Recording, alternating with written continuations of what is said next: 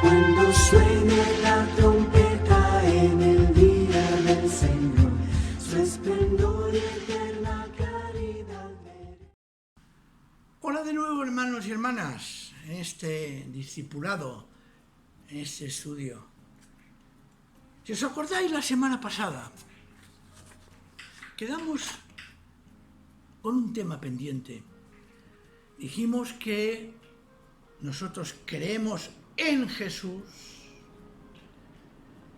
y dijimos que esa fe en Jesús tiene un componente necesario, que es la fe de Jesús. Es decir, Jesús creyó, obedeció, fue fiel al mandato del Padre. Y esa fe que tuvo Jesús es la que a nosotros nos permite acercarnos a su obra y ser salvos por la fe. Vamos a seguir. Dios pide para ser salvo, para que nuestra fe no sea una obra,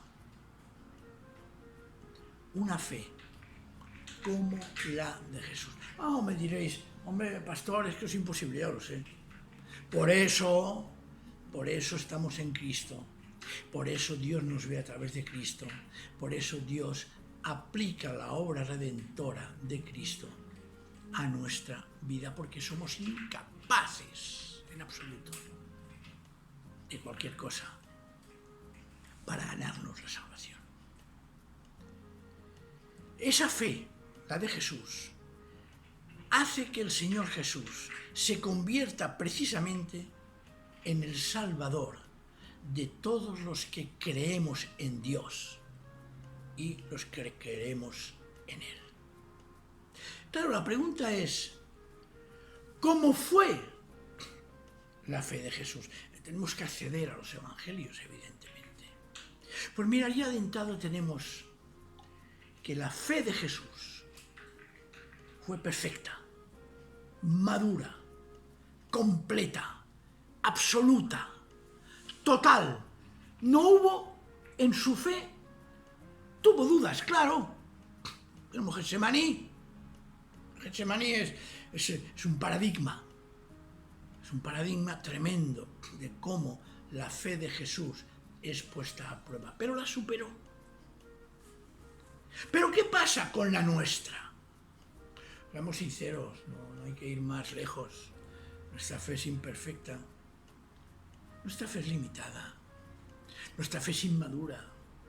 Nuestra fe, como todo lo que nosotros hacemos y tenemos, no es, según nos dice la Escritura, algo que pueda granjear la amistad para con Dios.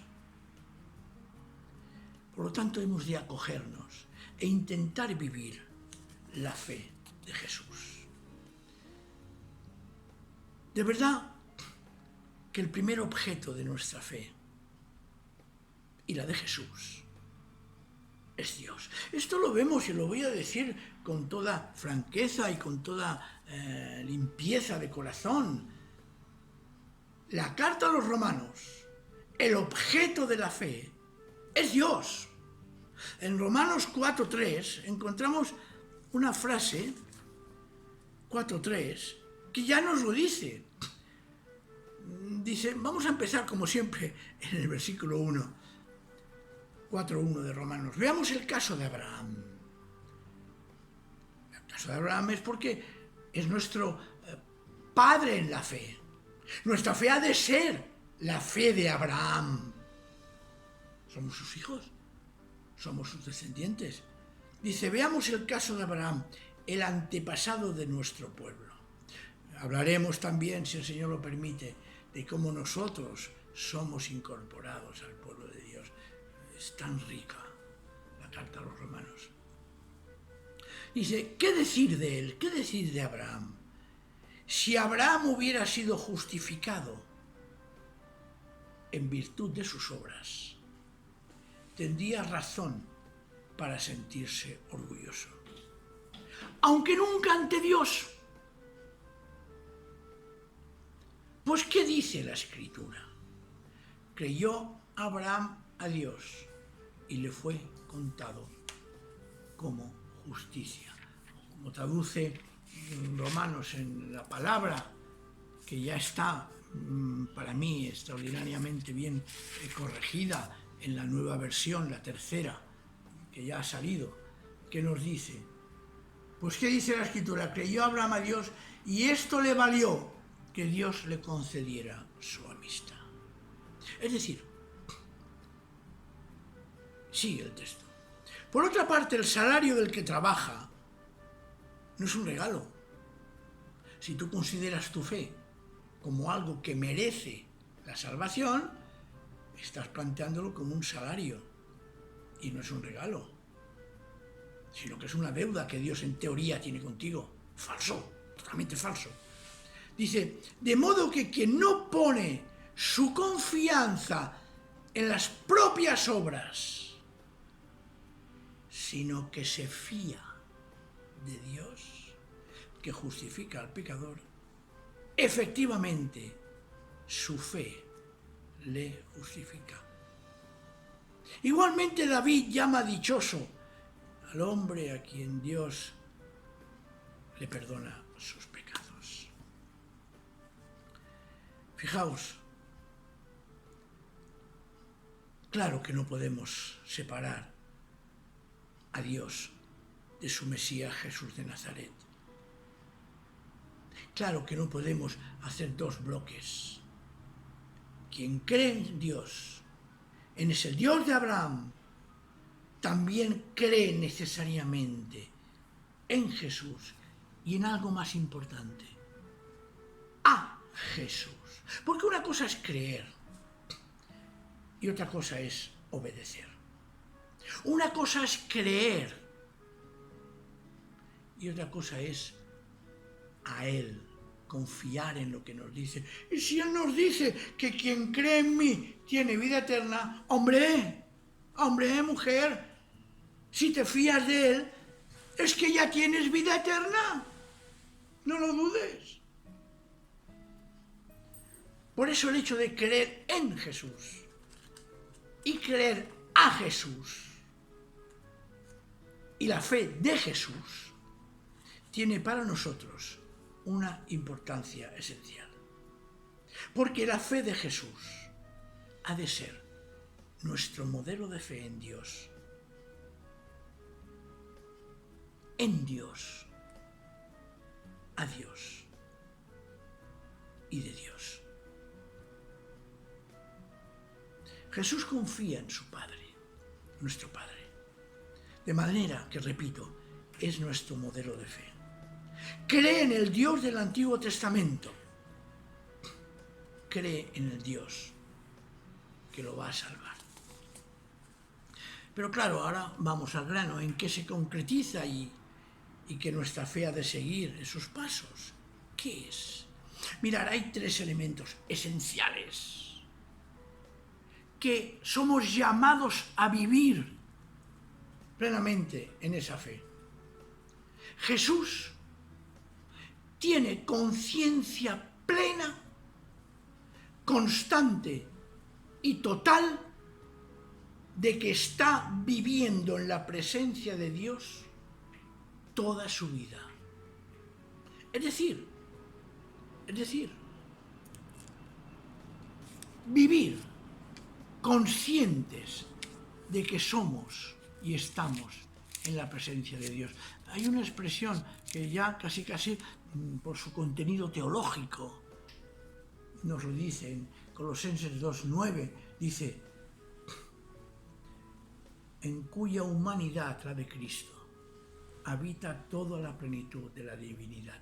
Está tan unido a su Padre, vive tan pegado a su Padre, está tan incorporado a la existencia divina que podemos decir, y dice el apóstol, que precisamente en él habita la plenitud de la divinidad. En Juan 14, 7, 9 hay una expresión también de Jesús que dice, Jesús dice en el versículo 6 del capítulo 14 de Juan: yo soy el camino, la verdad y la vida. Nadie puede llegar hasta el Padre si no es por mí. Fijaos, si me conocéis a mí, conoceríais también a mi Padre, a quien en realidad ya desde ahora conocéis y habéis visto. Esto solo es posible por una vivencia perfecta entre Dios y Jesús.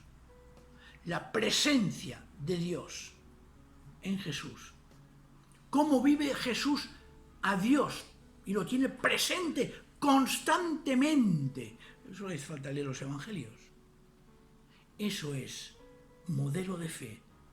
Y eso es un llamamiento que nosotros como creyentes deberíamos de intentar por lo menos vivir siempre nuestra fe pendientes de que estamos y somos presentes a Dios. O girándolo, siempre buscar la presencia de Dios en nuestra vida. Vivir constantemente pensando, viendo, palpando que el Señor está presente en nuestra vida. Sí, ese es el primer aspecto de la fe de Jesús y que tendríamos que vivir nosotros. Por la fe debemos de ser conscientes de estar siempre en su presencia. Pero es que además hemos de transmitir su presencia. Porque ser consciente de la presencia de Dios y mirarme, como a veces hemos dicho, el ombliguito, yo, no. Vivir en la presencia de Dios significa necesariamente yo, pero también transmitirla a los demás. Y hay un segundo aspecto interesantísimo, importantísimo, en esa fe de Jesús. Jesús mantiene un constante diálogo, un diálogo permanente, sin fisuras, con Dios. La oración está presente siempre en su vida. Mira lo que dice, es una cosa curiosa en Juan 11:42, cuando Jesús resucita. Bueno, a través de él es resucitado Lázaro. En Juan 11:42 dice, Jesús dice, quitaron pues, o sea, que quiten la piedra. Dice, quitaron pues la piedra y Jesús, mirando al cielo, exclamó: Padre, te doy gracias porque me has escuchado. ¿Vale? Hasta ahí, bien. Pero es que hay algo más. Yo sé que me escuchas siempre. Y hace una postilla. Si me expreso así, es por los que están aquí, para que crean que tú me has enviado. Es decir, el diálogo entre Dios y Jesús, entre Jesús y Dios es constante. Es lo que nosotros a nuestro nivel podemos llamar oración. Si tú vives realmente la presencia de Dios en tu vida, estarás constantemente dialogando con Él, orando. Y orar no significa que ahora nos pongamos serios. No. Es ese diálogo, ese hablar, ese comentarle cosas de nuestra vida cotidiana. Porque es que necesariamente vivir la presencia de Dios en nuestra vida, necesariamente es dialogar con Él. Por eso ese es el tercer aspecto. El segundo aspecto, de la fe. De esa fe que nosotros en teoría deberíamos tener. Presencia de Dios. Conciencia total y continua de la presencia de Dios. Y esto nos lleva necesariamente a un diálogo ininterrumpido con Dios. Aunque a veces, y lo voy a decir, No hace falta ser conscientes para decir voy a orar a Dios. No. A veces, sin ser conscientes, nuestras actitudes, nuestros pensamientos, ese subconsciente, dialoga con Dios, habla con Dios. A veces decimos, hay unos hermanos que dicen, pastor, es que yo me pongo a orar en la cama antes de dormir y cuando no me di cuenta me da rabia porque no me entero y me duermo y no sigo orando. Perdona, tu subconsciente sigue orando con Dios. ¿Por qué? Porque has establecido un diálogo, un contacto entre Dios, que está presente en tu vida, y el sueño.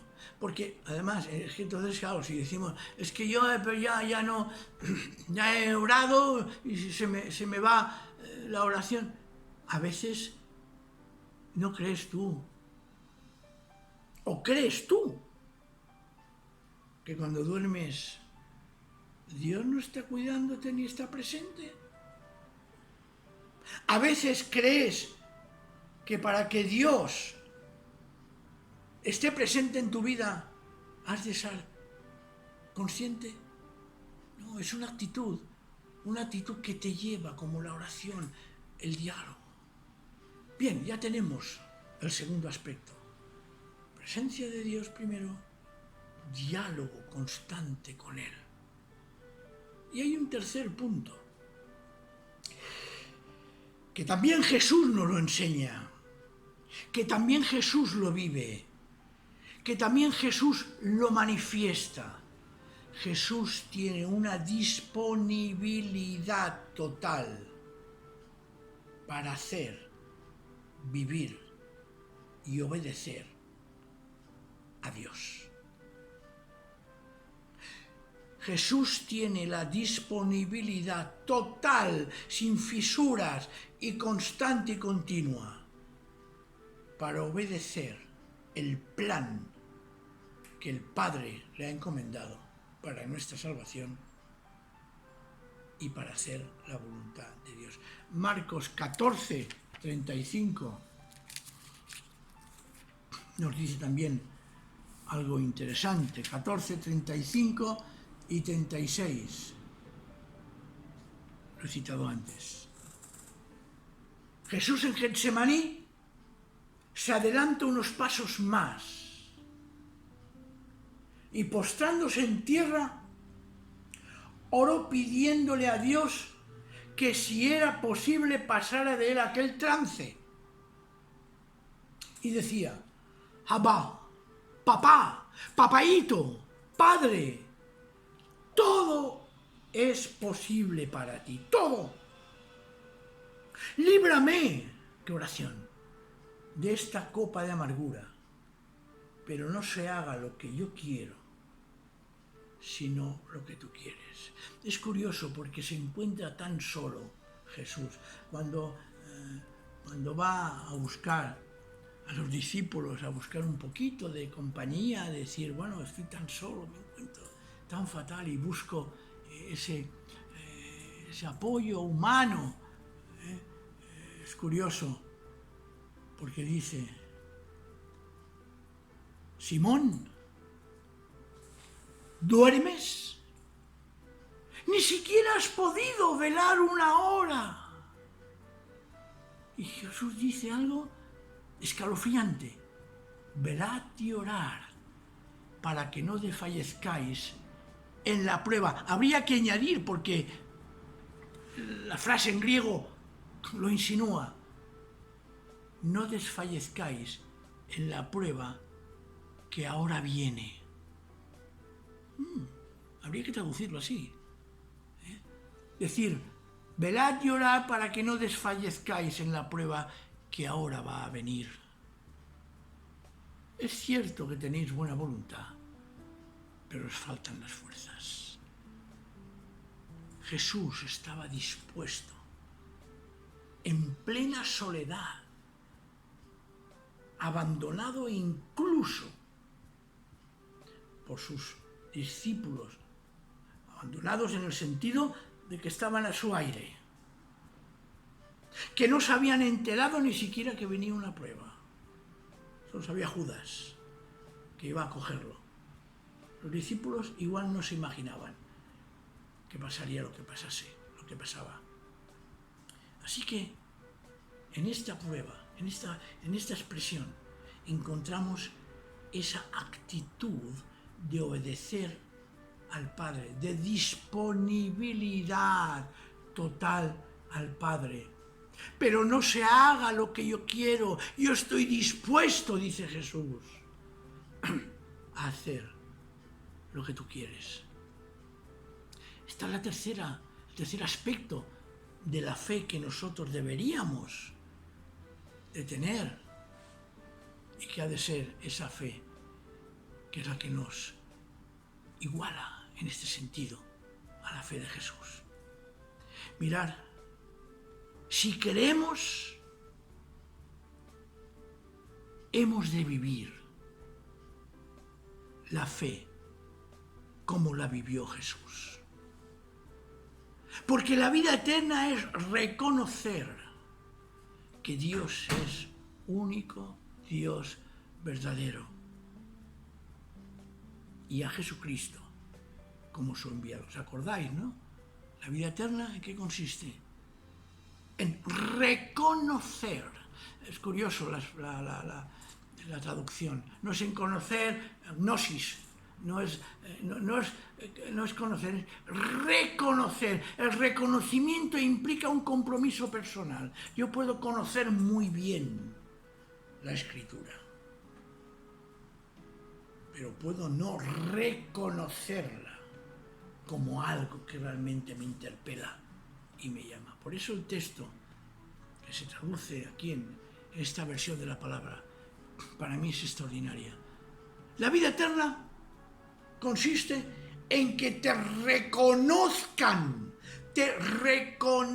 a ti como único Dios verdadero y a Jesucristo como tu enviado. Esa es la fe. Lo demás, pon el título que quieras.